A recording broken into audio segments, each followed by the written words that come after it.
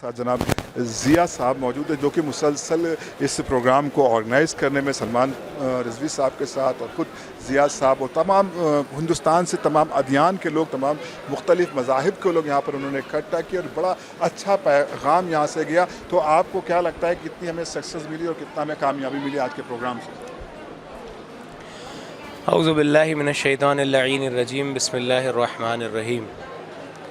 آج کا یہ پروگرام، جیسا کہ آپ کا سوال ہے کامیابی کے حوالے سے، تو اس پروگرام کی اصل کامیابی تو تب ہوگی کہ جب جنت البقیع کے اندر بی بی فاطمۃ الزہرا سلام اللہ علیہا کا اور ائمۃ البقیع، ائمہ اہل بیت کا جو ہے وہ روضہ بن کے تعمیر ہو جائے گا.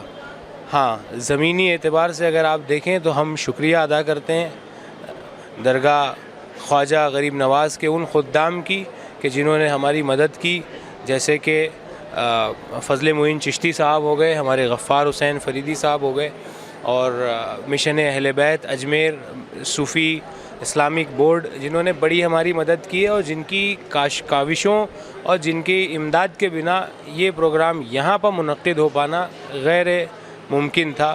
لیکن یہ خدا کا فضل و کرم تھا اور بی بی فاطمۃ الزہرا سلام اللہ علیہا کا لطف و کرم تھا کہ یہ پروگرام اس طریقے سے یہاں پر ہو پایا ہے.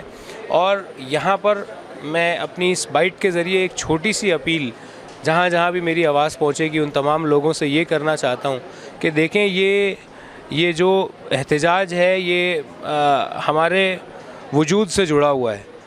یعنی کہ بی بی فاطمۃ الزہرا سلام اللہ علیہا کی قبر بے سایہ ہے. ہم اپنے والدین کی قبروں کی بے حرمتی نہیں برداشت کر سکتے، لیکن جو ہے بی بی فاطمہ زہرا اور ائمہ اہل بیت کی قبریں دھوپ میں ویران پڑی ہوئی ہیں. اس طرف مدینے میں ہزاروں چراغ روشن ہیں. تو بس اتنی سی میں گزارش کرنا چاہتا ہوں کہ جس پیمانے پر بھی آپ ہندوستان میں اس پیغام کو پہنچا سکتے ہیں، دنیا بھر کے اندر لوگ اپنے اپنے ممالک میں پہنچا ہی رہے ہیں، لیکن ہندوستان کے اندر بالخصوص، کیونکہ ہندوستان ایک امن کا گہوارہ ہے، یہاں پر اتنے مختلف مذاہب کے ماننے والے لوگ اور ایک دوسرے کو ایکسیپٹ کرنے والے لوگ رہتے ہیں.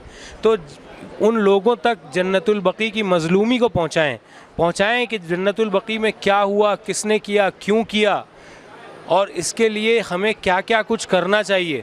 تو یہ احتجاج میرا خیال ہے اس وقت کامیاب ہوگا کہ جب جنت البقیع کے اندر وہ مزارات کہ جنہیں اپنے بغض و عناد اور اپنے غلط عقیدے کی بنیاد پر توڑا گیا ہے، انہیں دوبارہ تعمیر کیا جائے گا. والسلام علیکم ورحمۃ اللہ وبرکاتہ. بہت خوب ضیاء بھائی، آپ نے بہترین پیغام آج گراف ایجنسی کے حوالے سے سامعین تک پہنچایا. یقیناً ہم خدا کی بارگاہ میں دعا گوئیں گے پروردگار ہم کو تب تک موت نہ دینے، تب تک ہماری ان آنکھوں سے جنت البقیع کی تعمیر نہ ہو جائے. آمین یا رب العالمین.